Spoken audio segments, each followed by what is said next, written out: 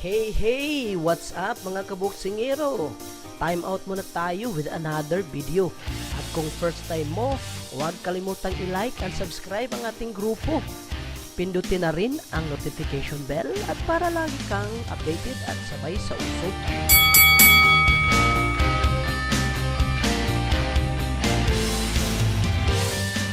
Marami ang namamatay sa maling akala, tulad na lang sa laban ni Devin Haney at Ryan Garcia.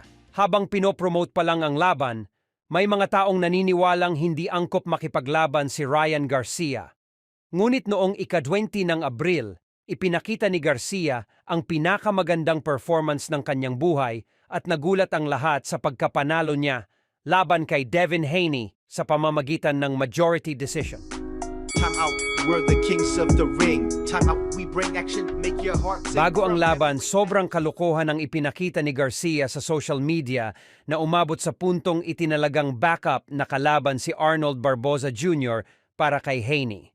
Sa kabila ng lahat ng kaguluhan at pagkabigong makabawas ng timbang, dumating si Garcia sa Barclays Center sa Brooklyn, New York nang determinado at handang lumaban. Naging perpekto ang simula ng laban para kay Garcia.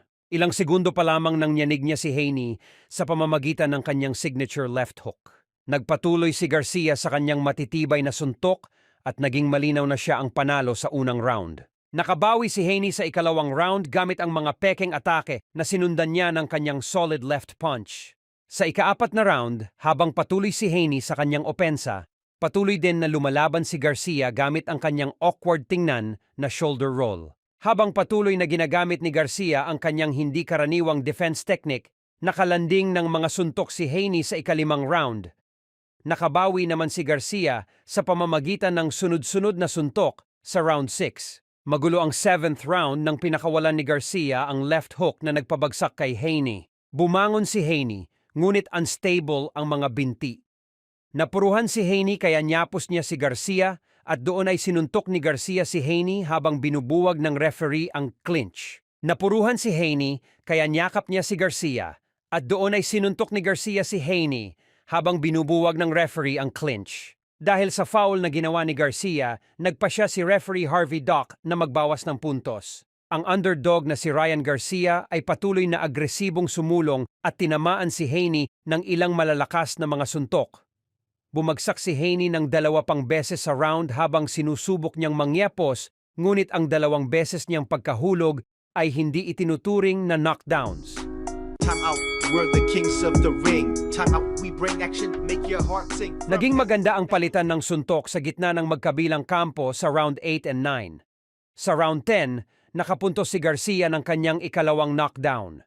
Nangibabaw si Ryan sa 10th round at pinakawalan kay Haney ang isang malakas na left hook habang patapos ang round.